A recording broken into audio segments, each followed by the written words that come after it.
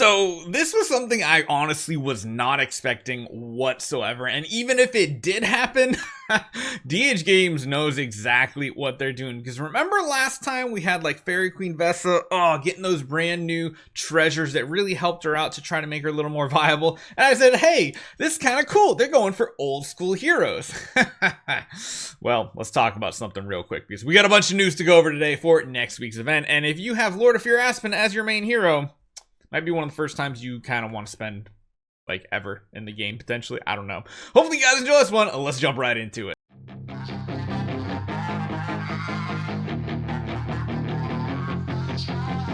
All right, we got new update. We got Madeline on the cover sheet. We have the card Clash of Illusion, giving us 7 cards every single day for logging in. We have the Bone Stock event. It looks like nothing has really changed here. Getting some extra bonus gems is always kind of cool. No matter what, you can get 1,000. But yeah, this is what we've come to know. This is a spender event. This is one where you can get some Grimoire materials, but really it's only for those bigger spenders out there. There's really no way of saving for this or anything, but there is the 600 contract starry gems you can get for having your Realms Gate level 80 cleared. So that again is one of the big goals for earlier game accounts that you want to make sure you can try to get as far as possible in Realms Gate as possible. Getting up to 80 is not too difficult a task, but it's going to take you a little bit of time. I think the reason why they've stuck with this is because it does counter the starry gem farmers out there, and I mean their contract starry gems, it's not like they're soulbound starry gems, so it's still pretty good. 600 a month, not too bad. There is a Soul Awakening Gala. No Soul Awakening session. No, just Gala.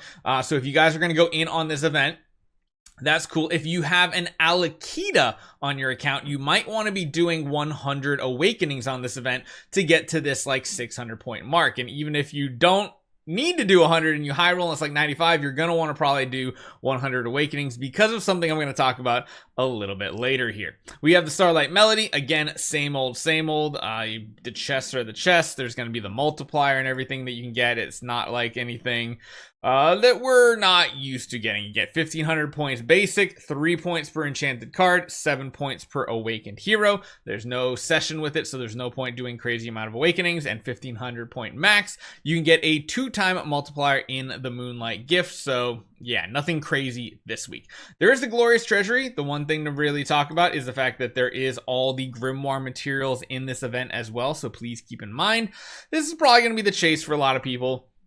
Heck, probably just farming up all these different resources just to get as many heroes as possible and power up their Grimoire even further. I know we just had like the imprint Grimoire open up, but it's kind of a race to get to max first because that is a ton of stats for your entire account. And then of course, these guys are really cool because those guys are going to boost up your power on your main hero in their imprint tree. Now this is the one that I want to talk about, and this is the whole preview of this video, Sacred Workshop. You guys remember we keep having these treasures come out every time a new hero comes out. There's a separate treasure series that buff their abilities well. If you can't tell by these icons right here, let me do a little zoom in right here. One of them is Alakita. The other one you might notice from this void eye, and especially this one here, looks an awful lot like Lord of Fear Aspen, and you would be correct. During this event, you're going to reach designated points to get Treasures of Weaponry of Valor series as a reward. These series can only be obtained via the Sacred Workshop event and can be used to enhance Lord of Fear Aspen and Infinite Era Alakita. To get points, you get 1 point for every Soul Awakening up to 100, which is why I said if you have an Alakita, you might want to do 100 awakenings this week just because you'll get all of these treasures unlocked for the hero. The only other way to get it up to 700 points is spending VIP. Every 50 VIP, which I believe is $1, is 1 point. So $700 to get the most out of the Lord of Fear Aspen you can. Now, I believe if you go all in on this, I think you only get up to 3-star treasures. If you get all of these, so you get like the 2 lines of treasures and then you use every chest possible for Lord of Fear Aspen.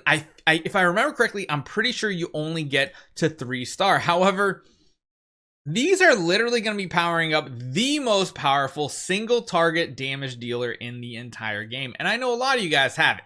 This is where I said at the beginning, DH Games knows what they are doing. Remember last time this top line that was free was Fairy Queen Vessa. And the one below it, I think was Sun Wukong, if I remember correctly, which makes sense. Older hero, free, power them up. Newer hero, more premium, it's gonna be the spender one.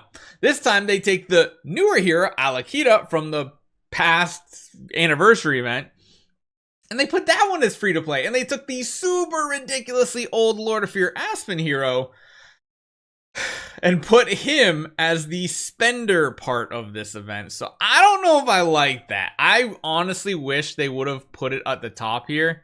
Like, even if they put it at the top and then put 2 rows of Alakita and then kept the other one higher, like, they know what they're doing. They know which heroes are the strongest. This is pretty evident that they see the data. They're like, yeah, everybody uses Lord of Fear Aspen. Everybody builds it on their account. That's the main damage carry hero for the majority of players, besides me with like the Lights Army with Doom Turner Vulcan. But with this, maybe I have to go back to Lord of Fear Aspen. I don't know if I should go back to a more legitimate account. It's been so long since I've done that. We'll have to see. I don't know. I have fun with my Lights Army, but there are a bunch of restrictions by doing that. So I'm not sure. But again, they know what they're doing, because it is impossible to get to even 115 points completely free to play. Now, again, if you are going to spend, please use the link in the description, guys. We have a creator code that's going to save you additional. I believe it's still going on, they said. I have to double check. I think maybe the bonus 3% for Christmas isn't there, but I think my 5% still works. I got to test it myself, because we're going to be getting all of these, and I'm only down to like 200 tickets, I think. So just keep that in mind. They know what they're doing. You're not going to get it free to play. Kind of sucks. It is what it is. Moonlight Gift is here, and again, remember I talked about the 2-time bonus for the